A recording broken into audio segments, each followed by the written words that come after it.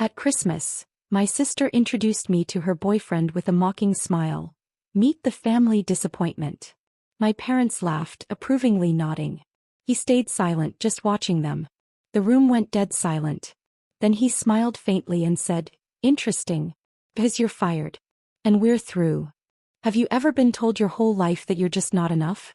That you're the family's resident disappointment, while your sister is paraded around as the golden child?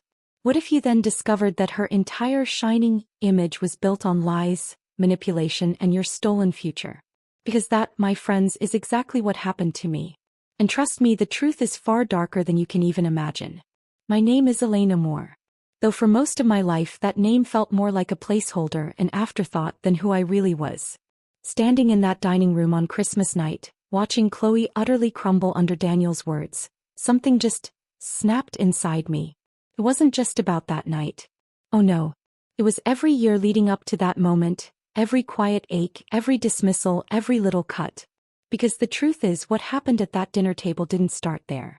It began a long, long time ago, long before Chloe ever learned to wield a smile like a weapon. My childhood felt off-kilter. Like a house built on shaky ground before I was old enough to even understand imbalance. My mother, she was my quiet anchor. Gentle hands, tired eyes, a soft voice that always called me her brave girl. She died of breast cancer when I was 15, almost 16. When she was gone, our home just emptied out.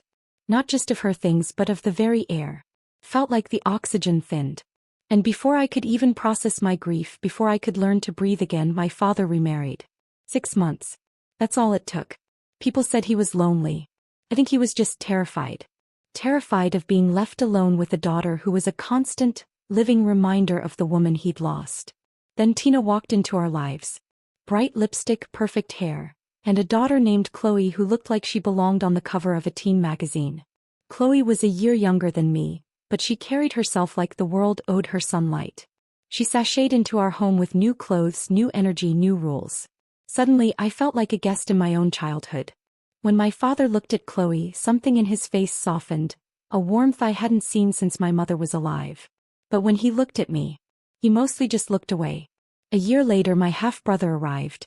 I tried to love him, and maybe I did in a quiet, sisterly sort of way. But his arrival just sealed the deal. It wasn't spoken, but it didn't have to be. There were 2 sets of children in our house and 2 very different sets of rules. Chloe had everything. Dance classes, tap, ballet, jazz.